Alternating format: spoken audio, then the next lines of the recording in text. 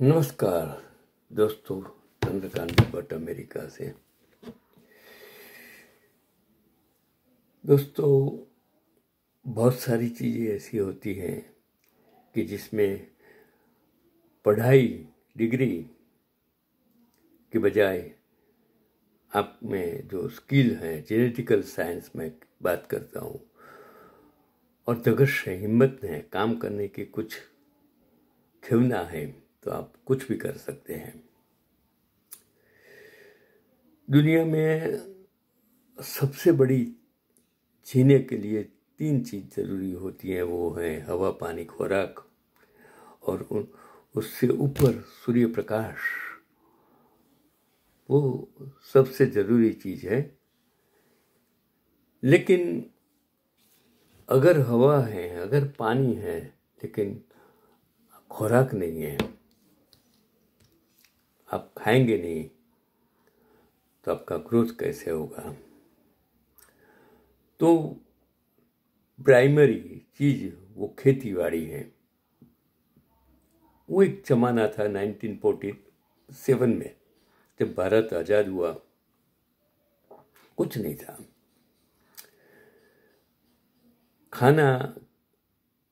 खाना हो तो अनाज प्रदेश से मंगवाना पड़ता था। सुई भी नहीं बनती थी। वो एक जमाना था। कोई 562 रजवाड़े थे, उन पर अंग्रेज शासन की हुकूमत थी, तो डेवलपमेंट कुछ होगा ही नहीं। और उसके बाद जवाहरलाल नेहरू, उसने जो सोचा कि एजुकेशन, आईआईटी बनाई, आईएम बनाए, सब कुछ ये उसने डेवलपमेंट किया। ग्रीन रिवॉल्यूशंस आया, वाइट रिवॉल्यूशंस, जो अमूल की वजह से दूध की नदियाँ बहने लगी, उसने भारत को, और फिर एग्रीकल्चर यूनिवर्सिटी शुरू हुई। फिर उसकी वजह से आज भारत में जो रिवॉल्यूशंस हैं कि 140 करोड़ की प्रजा, जब 33 करोड़ की प्रजा थी तब खाना, अनाज बाहर से मंगवाना पड़ता था। आज 140 करोड़ की प्रजा, हमें कोई भी चीज़ बाहर से मंगवानी नहीं पड़ती, हम एक्सपोर्ट कर सकते हैं। मैं एक बात करता हूँ कि भारत के एग्रीकल्चर्स में कितने लोग जेनेटिकल साइंस, और कितने लोग आज तो ग्रेजुएशंस करते हैं, रिसर्च करते हैं, अलग अलग प्रकार के बीज बनाते हैं, बीज जो ज़्यादा अनाज दे सके। तो उसमें एक भारत के लॉकी मैन प्रोफेसर शिव पूजन सिंह जी हैं, जिन्हें लॉकी मैन से नाम से भी जाना जाता है। उन्हें नरेंद्र शिवानी में प्राइम मिनिस्टर की बात नहीं करता हूँ, उसका नाम है नरेंद्र शिवान। किस्म की लौकी विकसित करने के लिए जाना जाता है, जो अपने असाधारण आकार और लंबाई के लिए जानी जाती हैं। अमेरिका में, मैं न्यू जर्सी स्टेट में मेरे टाउन में था, हमारे आजू बाजू घर पर भी हम लौकी उगाते थे, 5-5, 6-6, 7-7 फीट लंबी। और लौकी सबसे बड़ी खाने के लिए अच्छी चीज़ है, तो आकार और लंबाई के लिए उसको जानी जाती हैं। वे उत्तर प्रदेश के अयोध्या के कुमारगंज में नरेंद्र देव कृषि एवं प्रौद्योगिक विश्वविद्यालय में वैज्ञानिक और बागवानी विशेषज्ञ हैं। लौकी के साथ प्रोफेसर सिंह के काम ने उन्हें भारतीय कृषि में एक उल्लेखनीय व्यक्ति बना दिया है। खासकर उत्तर प्रदेश में, जो देश में लौकी का सबसे बड़ा उत्पादक है, उनकी नरेंद्र शिवानी किस्म ने अपने प्रभावशाली आकार के कारण वायरल ध्यान भी आकर्षित किया है, जिसमें कुछ नमूने कथित तौर पर 8 फीट लंबाई तक पहुंचते हैं। लौकी की खेती के प्रति उनका जुनून बचपन से ही है, क्योंकि वे आजमगढ़ जिले के एक छोटे से गांव में एक किसान परिवार में पले बड़े थे। उन्होंने कृषि में अपनी शिक्षा प्राप्त की और अंततः लौकी पर ध्यान केंद्रित करते हुए पौधों के प्रजनन में विशेषज्ञता हासिल की। और जब पता चला कि सर ने अपने एक लौकी म्यूजियम भी बना रखा है, उन्होंने कहा कि एक बार देखना चाहिए सभी को उधर जो उन्होंने बनाया है। तो लौकी से बने शंख की ध्वनि तो बहुत ही अद्भुत है। फ़ोन कॉल के दौरान उन्होंने शंख बजाया तो लगा जैसे भगवान जी वाला शंख बज रहा है। कौतूहल बट जब ही लखनऊ आप जाओ और उसका जो म्यूज़ियम है लौकी का वो आपको देखना चाहिए। उनके लौकी से बने शो पीस देखने लायक होते हैं। कोई किसी चीज़ के प्रति इतना समर्पित कैसे हो सकता है। तो दोस्तों, आप भी इनके द्वारा विकसित की गई लौकी की प्रजातियों को ज़रूर देखिए और लगाए। अपने घर पर भी लगा सकते हैं, अपने खेत में भी लगा सकते हैं। अपने परिवार को स्वस्थ और खेती को और लाभदायक बनाए। खेती में भी नवाचार जरूरी है। लिग से हटके कम करने का अपना ही आनंद है। तो ये जो मैंने पढ़कर सुनाया, मतलब मैंने जो पढ़ा था वो आपको वीडियो द्वारा सुनाया, वो आपको मैं समर्पित करता हूँ।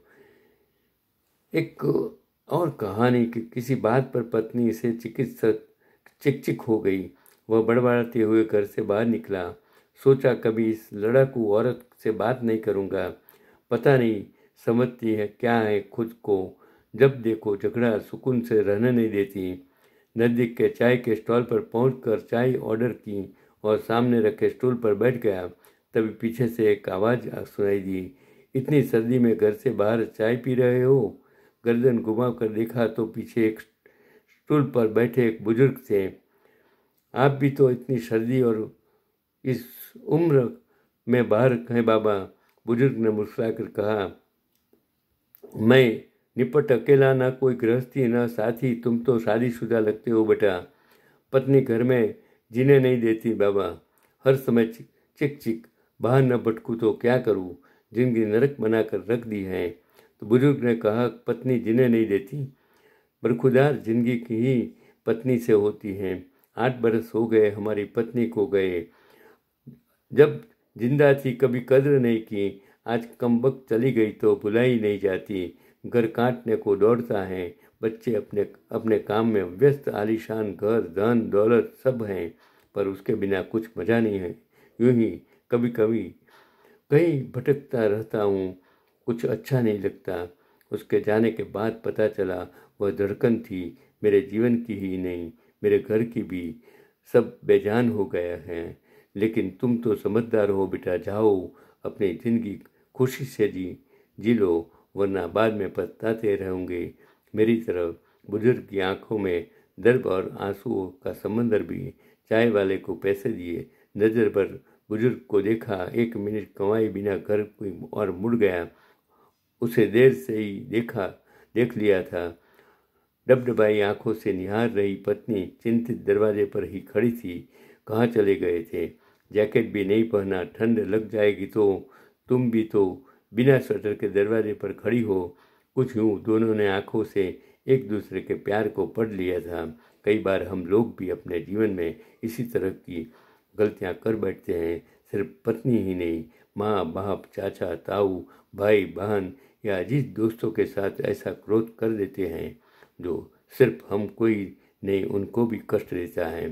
छोटा सा जीवन है, कहीं क्षमा करके, कहीं क्षमा मांग कर हंस कर गुजार दें। जिंदगी के सफ़र में गुजर जाते हैं जो मकाम वो फिर नहीं आते। देखो, कभी कभी हम अपने पास जो भी हैं उससे उब जाते हैं, लेकिन अगर वो दूर जाते हैं तब उसकी कीमत हमें समझाई जाती है, समझ में आती है। आप भी अपनी ज़िंदगी का आनंद लो। जो भी है, ईश्वर ने जो भी दिया है, खुशी खुशी उसको प्रेम से स्वीकार कर लो। दुख भी स्वीकार कर लो, सुख भी स्वीकार कर लो। मैं 81 ईयर्स ओल्ड इंसान चंद्रकांत भट्ट आपको यही कहता हूँ। मुझे कितने लोगों ने मेरे साथ गद्दारी की, जिन लोगों को मैंने खूब मदद की, जिस संस्थाओं को मैंने मदद की, मैं ये कभी नहीं सोचता कि ये लोग मेरा सम्मान करें। मैंने कभी ये नहीं सोचा कि ये लोग मुझे मदद करें। लेकिन ये जमाना, ये दुनिया स्वार्थी है। जब अपना काम खत्म हो जाता है तब वो आपको भूल जाते हैं। लेकिन मुझे जिसने भी छोटी सी मदद की, आज मैं मेरे जीवन में याद करता हूँ। आप भी सहन शक्ति, कॉम्प्रोमाइज करके जीना सीखेंगे। कुछ भी दुनिया में तकलीफ नहीं है, जो मिला है उनसे ज़्यादा अपेक्षा मत रखिए। यही आज का पैगाम चंद्रकांत बी भट्ट, अमेरिका से।